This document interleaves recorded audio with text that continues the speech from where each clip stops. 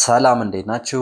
ውድ የግሽ አካዳሚ ቤተሰቦች በያላችሁበት ሰላማችሁ ይብዛልኝ። ይህ ግሽ አካዳሚ ነው። ግሽ አካዳሚ አማርኛ፣ እንግሊዝኛ እንዲሁም የሂሳብ ትምህርቶችን እየሰጠ ይገኛል። እናንተም የዚህ ዕድል ተካፋይ ትሆኑ ዘንድ በአክብሮት ተጋብዛችኋል። እነሆ ዛሬ ይዤላችሁ የመጣሁኝ እንግዲህ በፀ ፊደል ቃላትን መስረት ነው። ቃላትን እንዴት አድርገን እንመሰርታለን፣ ቃላትን እንዴት አድርገን እናነባለን፣ እንጽፋለን የሚል ቪዲዮ ነው ይዤላችሁ የመጣው። ከቪዲዮ ጋር እስከ መጨረሻው ሰዓት አብራችሁ ይትቆዩ ዘንድ በአክብሮት ጋብዛችኋለሁ። እንዲሁም ቤተሰቦች በውስጥ መስመር መማር ለምትፈልጉ በሙሉ በኢሞ፣ በቴሌግራም እንዲሁም በዋትስአፕ ታች ላይ ባለው ስልክ ብትደውሉ ታገኙናላችሁ ማለት ነው። ወደ ክላሳችን እንሄድ። ጸ ጹ ጺ ጻ ጼ ጽ ጾ። እስኪ አንዴ ደግመን እናነበው። ጸ ጹ ጺ ጻ ጼ ጽ ጾ።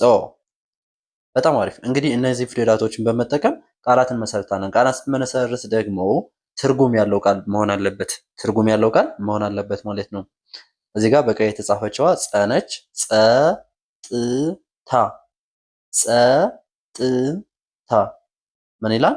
ጸጥታ ጸጥታ። ጸ የመጀመሪያ፣ ጥ የጠቤት ስድስተኛ፣ ታ የተቤት አራተኛ። ባላይ ስናነበው ጸጥታ ጸጥታ እንላለን ማለት ነው። ወደ ቀጣይ ስናልፍ ጸበል ጸበል ጸበል ጸበል። ጸ የመጀመሪያ፣ በየመጀመሪያ፣ ል ስድስተኛ። ጸበል ጸበል እንላለን ማለት ነው። ወደ ቀጣይ ስናልፍ ጸለየ ጸለየ ጸለየ ጸለየ። ጸ የመጀመሪያ፣ ለ የመጀመሪያ፣ የ አምስተኛ። ጸለየ። ይቺ ቀለበት ጎኗ ላይ ያላት አምስተኛዋ ናት ማለት ነው። ጸለየ። ጸዳሉ ጸዳሉ ጸዳሉ ጸዳሉ ይላል ማለት ነው። እንግዲህ እነኚህ በቀይ የተጻፉ ፊደላቶች በሙሉ ጸ እንላቸዋለን። ጸጥታ ስንል፣ ጸበል ስንል፣ ጸለየ ስንል፣ ጸዳሉ ስንል የመጀመሪያው በሙሉ ጸ ናቸው ማለት ነው። ወደ ቀጣይ ፊደል ስንሄድ ደግሞ ንጹህ ንጹህ ንጹህ ንጹህ ንጹህ ንጹህ እንላለን ማለት ነው። ን የነ ቤት ስድስተኛ፣ ጹ የጸ ቤት ሁለተኛ፣ ህ የሀ ቤት ስድስተኛ። በአንድ ላይ ስናነበው ንጹህ ንጹህ እንላለን ማለት ነው ቤተሰቦቼ። ወደ ቀጣይ ስናልፍ ደግሞ እጹብ እጹብ እጹብ እጹብ እንላለን ማለት ነው። የአ ቤት ስድስተኛ ነች፣ የአይኑ አ ነች። ጹ የጸ ቤት ሁለተኛ፣ ብ የበቤት ስድስተኛ። እጹብ እጹብ እንላለን ማለት ነው። ከዚህ ከመሃል ላይ ያሉት በሙሉ ጹ ናቸው። በደንብ አድርጋችሁ እንድታዩቸው በቀይ ከለር አርያቸዋለሁ ማለት ነው። ወደ ቀጣይ ስናልፍ ፂወን ፂወን ጽዮን እንላለን ማለት ነው። ፂ ሶስተኛ፣ የጸ ቤት ወ የመጀመሪያ፣ ን የነ ቤት ስድስተኛ። በአንድ ላይ ስናነበው ጽዮን እንላለን ማለት ነው። ወደ ቀጣይ ስናልፍ ነጻነት ነጻነት ነጻነት ነጻነት እንላለን ማለት ነው። ነ የመጀመሪያ፣ ጻ አራተኛ የጸ ቤት፣ ነ የመጀመሪያ፣ ት የተቤት ስድስተኛ። በአንድ ላይ ስናነበው ነጻነት ነጻነት እንላለን ማለት ነው። ወደ ቀጣይ ስናልፍ ደግሞ ህጻናት ህጻናት ህጻናት ህጻናት እንላለን ማለት ነው።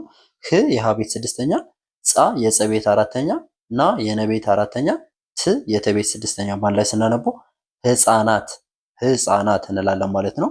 ወደ ቀጣይ ስናለፍ አጼው አጼው አጼው አጼው የሚባል አጼ ሚኒሊክ፣ ልክ እንደ አጼ ሚኒሊክ አጼው እንደዚህ ብለው አዋጅ አውጀው ነበር ይባላል። አጼው ሲባል ያው ንጉሱ ማለት ነው።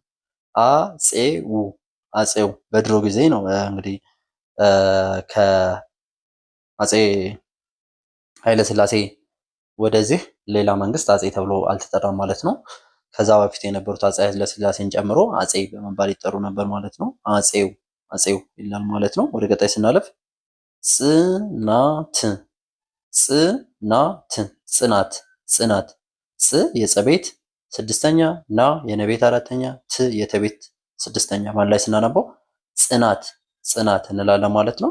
ወደ ቀጣይ ስናልፍ ገጾች ገጾች ገጾች ገጾች እንላለን ማለት ነው። ገ የገ ቤት መጀመሪያ፣ ጾ የጸ ቤት ሰባተኛ፣ ች የቸ ቤት ስድስተኛ በአንድ ላይ ስናነበው ገጾች ገጾች እንላለን ማለት ነው።